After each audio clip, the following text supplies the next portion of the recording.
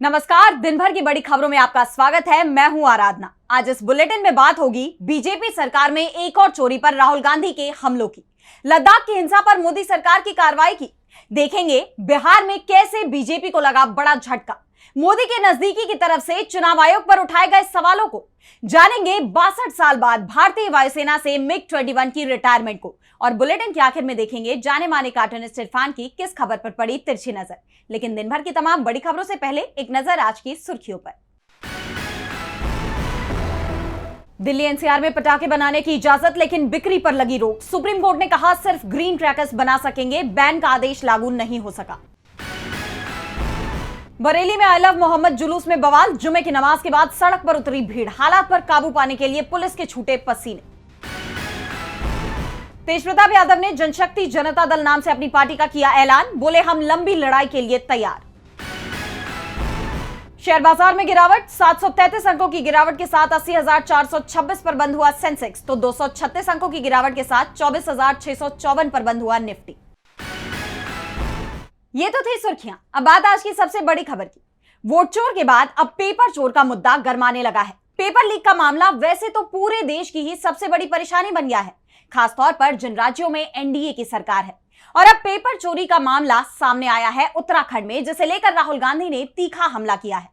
तो क्या कहा राहुल ने, देखिए इस रिपोर्ट में। बिहार से लेकर उत्तराखंड तक पेपर लीक मामला चर्चा में बना हुआ है। छात्र इसके खिलाफ मोर्चा खोले हुए हैं, लगातार प्रदर्शन कर रहे हैं और अब कांग्रेस सांसद राहुल गांधी ने भी पेपर लीक के मुद्दे पर आवाज उठाई है। राहुल ने उत्तराखंड में पेपर चोरी के मामले में बीजेपी को घेरते हुए लिखा है कि बीजेपी का दूसरा नाम पेपर चोर हो गया है। राहुल ने एक्स पर पोस्ट किया कि आज बीजेपी का दूसरा नाम है पेपर चोर। देश भर में बार बार होने वाले पेपर लीक ने करोड़ों मेहनती युवाओं की जिंदगी और सपनों को तबाह कर दिया है। उत्तराखंड का UKSSSC पेपर लीक इसका ताजा उदाहरण है। लाखों युवाओं ने दिन रात मेहनत की, लेकिन बीजेपी ने चोरी से उनकी पूरी मेहनत पर पानी फेर दिया। राहुल ने आगे कहा कि हम लगातार मांग कर रहे हैं कि पेपर लीक रोकने के लिए मजबूत और पारदर्शी सिस्टम बनाया जाए, लेकिन मोदी सरकार इस पर आंखें मूंद कर बैठी है, क्योंकि उन्हें युवाओं की बेरोजगारी की नहीं बल्कि अपनी सत्ता की चिंता है। बेरोजगारी आज देश की सबसे बड़ी समस्या है और ये सीधे तौर पर वोट चोरी से जुड़ी है। पेपर चोरों को पता है अगर युवाओं को रोजगार नहीं भी मिलेगा तो भी वे चुनाव में वोट चोरी करके सत्ता में बने रहेंगे। युवा सड़कों पर हैं और नारा दे रहे हैं, पेपर चोर गद्दी छोड़। ये सिर्फ युवाओं की नौकरी की लड़ाई नहीं है, ये न्याय और लोकतंत्र की लड़ाई है। मैं हर छात्र और युवा के साथ इस न्याय की लड़ाई में मजबूती से खड़ा हूँ और अब बीजेपी इस मुद्दे पर बुरी तरह घिर गई है। उत्तराखंड पेपर लीक पर राहुल गांधी भड़क गए तो लद्दाख की जनता में भी आक्रोश है मोदी सरकार के खिलाफ। दरअसल लद्दाख के लिए पूर्ण राज्य के दर्जे की मांग के साथ पर्यावरण कार्यकर्ता सोनम वांगचुक के समर्थन में उतरे छात्रों का प्रदर्शन हिंसक हो गया, जिसे लेकर अब वांगचुक को लेह पुलिस ने NSA के तहत गिरफ्तार कर लिया है। इसे लेकर इलाके में तनाव और बढ़ गया है। तो क्या है पूरा मामला, जानने के लिए देखिए ये रिपोर्ट। लद्दाख को पूर्ण राज्य का दर्जा और संवैधानिक सुरक्षा की मांग को लेकर भड़की हिंसा के बाद पर्यावरण कार्यकर्ता सोनम वांगचुक को गिरफ्तार कर लिया गया। उन्हें राष्ट्रीय सुरक्षा कानून यानी NSA के तहत गिरफ्तार किया गया है। दरअसल 24 सितंबर को लेह में प्रदर्शनकारियों और सुरक्षा बलों के बीच हिंसक झड़प हुई थी, जिसमें 4 लोगों की जान चली गई और 80 से ज्यादा लोग घायल हुए थे। इस दौरान प्रदर्शनकारियों ने लेह में बीजेपी का दफ्तर फूंक दिया था, जिसके बाद पूरे क्षेत्र में तनाव बढ़ गया था। सरकार ने इस हिंसा के लिए सीधे तौर पर वांगचुक को जिम्मेदार ठहराया।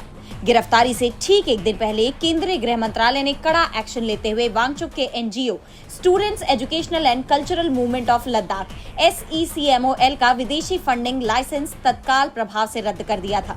सरकार का आरोप है कि NGO ने विदेशी अंशदान नियमों का उल्लंघन किया है, जिसकी CBI भी जांच कर रही है। वांगचुक ने इन सभी आरोपों को उन्हें बलि का बकरा बनाने की राजनीति करार दिया था। अपनी गिरफ्तारी से पहले वांगचुक ने कहा कि मुझ पर ही सारा आरोप डाला जा रहा है, हर चीज के लिए मुझे ही जिम्मेदार ठहराया जा रहा है, जबकि मेरी कोई गलती नहीं। लद्दाख के लोग बीते चुनाव में किए वादे पूरे ना होने का अब तक विरोध कर रहे हैं। तब वादा किया गया था कि लद्दाख को 6ठी अनुसूची में शामिल किया जाएगा। अब लोग उसी की डिमांड कर रहे हैं। अपनी गिरफ्तारी से पहले वांगचुक ने कहा था कि मैं देख रहा हूं कि वे मुझ पर जन सुरक्षा अधिनियम के तहत मुकदमा चलाने और मुझे 2 साल के लिए जेल में डालने की कोशिश कर रहे हैं। मैं इसके लिए तैयार हूं, लेकिन सोनम वांगचुक को आजाद छोड़ने से कहीं ज्यादा समस्याएं उन्हें सोनम वांगचुक को जेल में रखने से हो सकती हैं। फिलहाल वांगचुक पर NSA के तहत कार्रवाई की गई है। ED भी जांच शुरू कर रही है। वांगचुक की गिरफ्तारी से पहले लेह में इंटरनेट बंद कर दिया गया। स्कूल कॉलेज भी 2 दिन के लिए बंद कर दिए गए हैं। साफ है सरकार को वांगचुक की गिरफ्तारी के बाद बड़े प्रदर्शन का डर लग रहा है। वांगचुक की गिरफ्तारी के बाद प्रदेश के हालात और बिगड़ सकते हैं। सरकार की तरफ से विशेष दूत दिल्ली से लेह भेजे गए हैं। उपराज्यपाल सक्रिय दिख रहे हैं। ऐसे में सवाल उठ रहे हैं कि अगर ये सक्रियता पहले ही दिखाई जाती तो स्थिति खराब ही नहीं होती। लेकिन अब लद्दाख के साथ पूरे एनडीए की स्थिति खराब होती दिख रही है। बिहार चुनाव से ठीक पहले बीजेपी को एक के बाद एक झटके लग रहे हैं। कई दिग्गज नेता बगावत कर रहे हैं तो कई बागी तेवर दिखा रहे हैं। नेताओं ने पार्टी के खिलाफ बगावत करनी शुरू कर दी है। तो क्या है पूरी खबर, देखिए इस रिपोर्ट में। बिहार विधानसभा चुनाव में अब बेहद कम समय बचा हुआ है, जिसके चलते राज्य का सियासी पारा चढ़ा हुआ है। इसी कड़ी में नेता मंत्रियों के दल बदलने का सिलसिला भी शुरू हो गया है। इसमें सबसे ज्यादा नुकसान बीजेपी को हो रहा है। पहले भी कई मंत्री बीजेपी का साथ छोड़ विपक्षी खेमे में शामिल हुए हैं। वहीं एक बार फिर बीजेपी को बड़ा झटका मिला है। पार्टी के 2 अनुभवी पूर्व विधायकों ने आरजेडी का दामन थाम लिया है। कैमूर जिले के चैनपुर के पूर्व विधायक और पूर्व मंत्री बृज किशोर बिंद और मोहनिया के पूर्व विधायक निरंजन राम ने बीजेपी को अलविदा कहकर तेजस्वी यादव के नेतृत्व में आरजेडी का दामन थाम लिया। चैनपुर से लगातार 3 बार बीजेपी के टिकट पर जीत हासिल करने वाले और 2 बार मंत्री पद संभाल चुके बृज किशोर बिंद पार्टी से नाराज चल रहे थे, इसलिए उन्होंने बीजेपी से किनारा कर लिया। वहीं मोहनिया सीट से 2 बार बीजेपी के विधायक रह चुके निरंजन राम ने भी आरजेडी का रुख किया है। उनकी नाराजगी की वजह पार्टी की नीतियां और भेदभाव भरा रवैया बताया जा रहा है। आरजेडी नेता तेजस्वी यादव ने खुद इन नेताओं के शामिल होने की तस्वीरें सोशल मीडिया पर शेयर की हैं, जिससे राजनीतिक गलियारों में चर्चा का बाजार गर्म हो गया है। चुनाव से ठीक पहले बीजेपी के लिए ऐसी स्थिति आने वाले चुनाव में पार्टी के लिए चुनौती बन सकती है। एक तरफ विपक्ष अपनी पैठ मजबूत करने में लगा हुआ है, तो वहीं दूसरी तरफ बीजेपी नेता लगातार पार्टी से दूरियां बनाते हुए नजर आ रहे हैं, जिसको लेकर ये भी कहा जा रहा है कि सिर्फ जनता ही नहीं बल्कि बीजेपी के नेताओं को भी विपक्ष मजबूत विकल्प के रूप में दिख रहा है। जहाँ विपक्ष के लिए ये शुभ संकेत माने जा रहे हैं, तो वहीं बीजेपी के लिए बड़ी मुश्किल खड़ी हो गई है। बिहार चुनाव से पहले अपने ही नेताओं ने बीजेपी की मुश्किलें बढ़ा दी हैं, तो मोर्चा मोदी के करीबी ने भी खोल दिया है सरकार के खिलाफ। विपक्ष लगातार वोट चोरी के मुद्दे पर चुनाव आयोग और बीजेपी दोनों को घेरे हुए है और अब केंद्रीय अन्वेषण ब्यूरो यानी सीबीआई के पूर्व अंतरिम निदेशक और पीएम मोदी के करीबी ने चुनाव आयोग पर सवाल उठाए हैं, जिससे मोदी सरकार की परेशानी बढ़ सकती है। तो क्या है पूरा मामला, जानने के लिए देखिए ये रिपोर्ट। चुनाव आयोग और बीजेपी की मुश्किलें कम होने का नाम ही नहीं ले रही। चुनाव आयोग और बीजेपी पर लगातार कई सवाल खड़े हो रहे हैं और अब सीबीआई के पूर्व अंतरिम निदेशक एम नागेश्वर राव ने चुनाव आयोग पर तीखे सवाल खड़े कर दिए हैं। नागेश्वर राव ने प्रधानमंत्री मोदी पर हमला करते हुए बिहार विधानसभा चुनाव से पहले सरकारी फंड के इस्तेमाल को खुलेआम रिश्वत करार दिया और आयोग से तुरंत सख्त से सख्त कार्रवाई की मांग की। नागेश्वर राव ने एक्स पर पत्र शेयर किया है, जिसमें लिखा है कि प्रिय चुनाव आयोग, पीएम मोदी के जरिए बिहार विधानसभा चुनाव से ठीक पहले 75 लाख महिलाओं को 10,000 करोड़ रुपए के सरकारी फंड का ट्रांसफर खुलेआम बड़े पैमाने पर रिश्वत देने जैसा है। चुनाव के नतीजों को प्रभावित करने के लिए जानबूझकर सरकारी संसाधनों का गलत इस्तेमाल चुनाव प्रक्रिया की निष्पक्षता और ईमानदारी को कमजोर करता है, जो हमारे लोकतंत्र की नींव को हिला देता है। इसके साथ ही उन्होंने कहा कि मुक्त और निष्पक्ष चुनाव की पवित्रता बनाए रखने के लिए चुनाव आयोग को तुरंत ठोस कदम उठाने चाहिए। नागेश्वर राव ने अपील करते हुए कहा कि मौजूदा विधानसभा के कार्यकाल के खत्म होने के तुरंत बाद बिहार में राष्ट्रपति शासन लगाने और उसके बाद कम से कम 6 महीने के लिए चुनाव टालने के लिए राष्ट्रपति भवन को सिफारिश करें।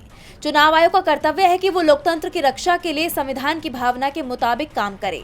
जरूरत पड़ने पर आपको इस मामले में सुप्रीम कोर्ट से हस्तक्षेप करने की गुजारिश करनी चाहिए। कार्रवाई करें, वरना हमारे चुनावी सिस्टम पर जनता का भरोसा खत्म हो जाएगा। एम नागेश्वर राव को लंबे समय तक मोदी सरकार के करीबी अफसर माना गया है। अभी तक तो विपक्ष बीजेपी और चुनाव आयोग पर सवाल उठा रहा था और अब मोदी के करीबी ने भी सरकार को घेर लिया है। ऐसे में चुनाव आयोग की निष्पक्षता पर उनके सवाल कोई अच्छे संकेत नहीं है। सीबीआई के पूर्व अंतरिम निदेशक ने ही मोदी सरकार को कटघरे में ला दिया है, तो सवाल प्रियंका गांधी ने भी उठाए हैं। कांग्रेस सांसद बिहार पहुंची, वहां उन्होंने महिलाओं से सीधा संवाद किया, उनकी समस्याओं को सुना। प्रियंका ने सामाजिक न्याय से लेकर चुनावी दौर में महिलाओं को आर्थिक मदद देने जैसी योजनाओं तक एनडीए सरकार से तीखे सवाल पूछे। तो क्या कुछ कहा प्रियंका गांधी ने, आइए देखते हैं इस रिपोर्ट में। कांग्रेस महासचिव और सांसद प्रियंका गांधी बिहार के मोतिहारी पहुंची, जहां उन्होंने हर घर अधिकार यात्रा को संबोधित किया।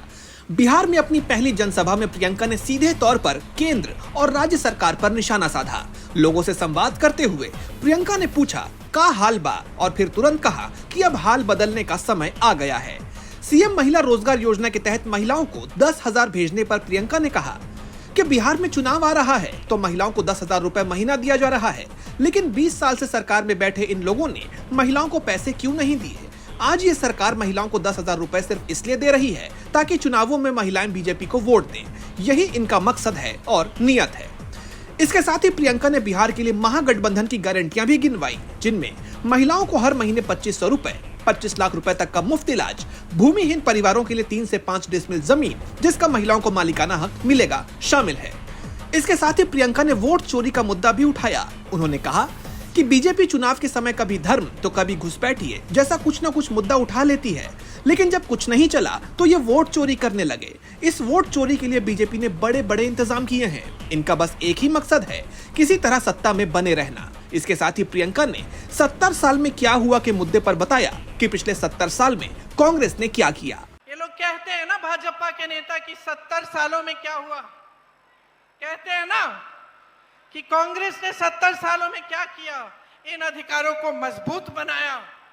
मैं जवाब देती हूं कि कांग्रेस ने इन अधिकारों को मजबूत बनाया, आपके वोट को मजबूत किया, आपकी शक्ति को मजबूत किया, बड़े बड़े उद्योग बनाए, शिक्षा के संस्थान बनाए। जब कांग्रेस का राज था बिहार में तो कितने बड़े बड़े संस्थान बने, कितने बड़े बांध बने, कितनी सड़कें बनी। यानी देखा जाए तो अपनी पहली बिहार यात्रा में ही प्रियंका गांधी ने बीजेपी और पूरी एनडीए पर चौतरफा हमला बोलकर उसकी टेंशन बढ़ा दी है। अब प्रियंका के इन तमाम हमलों और सवालों का सरकार की तरफ से कोई जवाब आता है या नहीं, ये देखना होगा। इधर प्रियंका के बिहार दौरे ने बीजेपी की टेंशन बढ़ा दी है, तो उधर सुप्रीम कोर्ट ने चुनाव आयोग को टेंशन में डाल दिया है। सर्वोच्च अदालत से उत्तराखंड चुनाव आयोग को बड़ा झटका लगा है। कोर्ट ने राज्य चुनाव आयोग की एक याचिका को खारिज करते हुए उस पर 2 लाख का जुर्माना लगाया है। तो क्या है पूरा मामला, क्यों सुप्रीम कोर्ट ने चुनाव आयोग पर लगाया जुर्माना, जानेंगे इस रिपोर्ट में। उत्तराखंड चुनाव आयोग को सुप्रीम कोर्ट से बड़ा झटका लगा है। कोर्ट ने पंचायत चुनाव के उम्मीदवारों से जुड़े एक मामले में चुनाव आयोग पर 2 लाख का जुर्माना लगाया है और उसकी याचिका को खारिज कर दिया है। यह मामला तब शुरू हुआ जब उत्तराखंड चुनाव आयोग ने एक ऐसा सर्कुलर जारी किया जिसमें यह कहा गया था कि किसी उम्मीदवार का नामांकन केवल इसलिए रद्द नहीं किया जाएगा क्योंकि उसका नाम 2 या उससे ज्यादा वोटर लिस्ट में शामिल है। चुनाव आयोग का यह सर्कुलर उत्तराखंड हाईकोर्ट के पहले के एक निर्देश के खिलाफ था।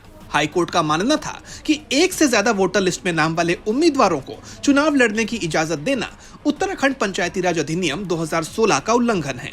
हाईकोर्ट ने आयोग को अपने नियम मानने के लिए कहा था, लेकिन आयोग ने इसका पालन नहीं किया। हाईकोर्ट के आदेश को चुनौती देते हुए उत्तराखंड चुनाव आयोग ने सुप्रीम कोर्ट में एक याचिका दायर की। जस्टिस विक्रम नाथ और जस्टिस संदीप मेहता की पीठ ने न केवल इस याचिका को खारिज कर दिया बल्कि आयोग पर 2 लाख रुपए का जुर्माना भी लगा दिया।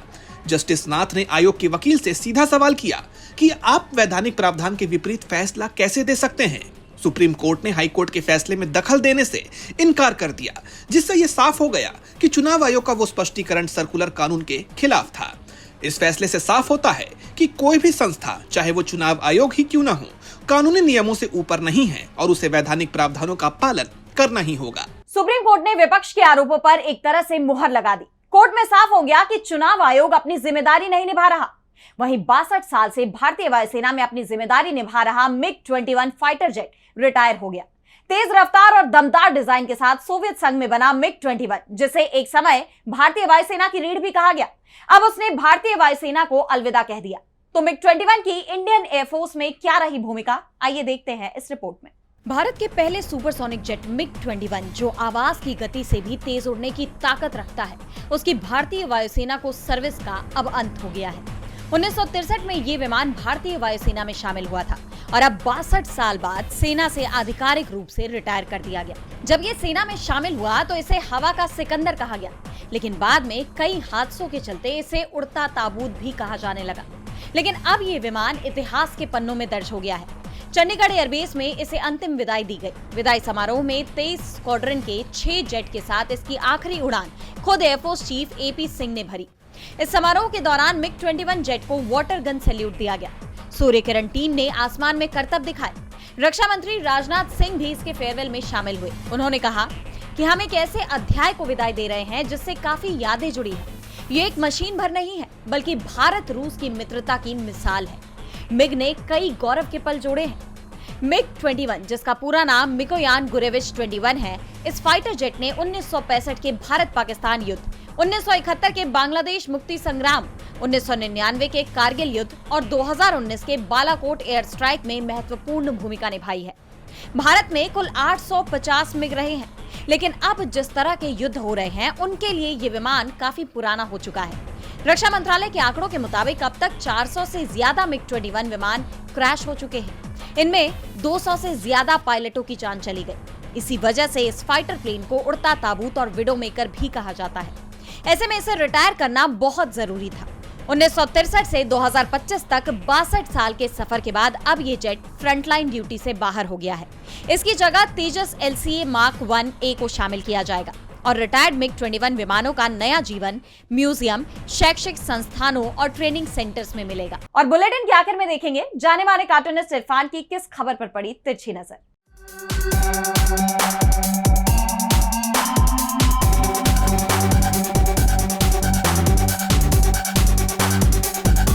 नीतीश कुमार करो या मरो की स्थिति में दिखाई दे रहे हैं। अगर वो पिछले 10 सालों में बिहार के लिए कुछ करते, वहाँ की सड़कों के बारे में, वहाँ की शिक्षा के बारे में, वहाँ की चिकित्सा अस्पतालों के बारे में, बेरोजगारी के बारे में वो कुछ करते, तो आज उनको अपने वोटरों को नगद बांटने की ज़रूरत नहीं पड़ती। अब देखना यह है कि विश्व गुरु का ये MP का फॉर्मूला क्या बिहार में भी रंग लाएगा या कुछ भी कर लो लेकिन रंग में भंग होके ही रहेगा।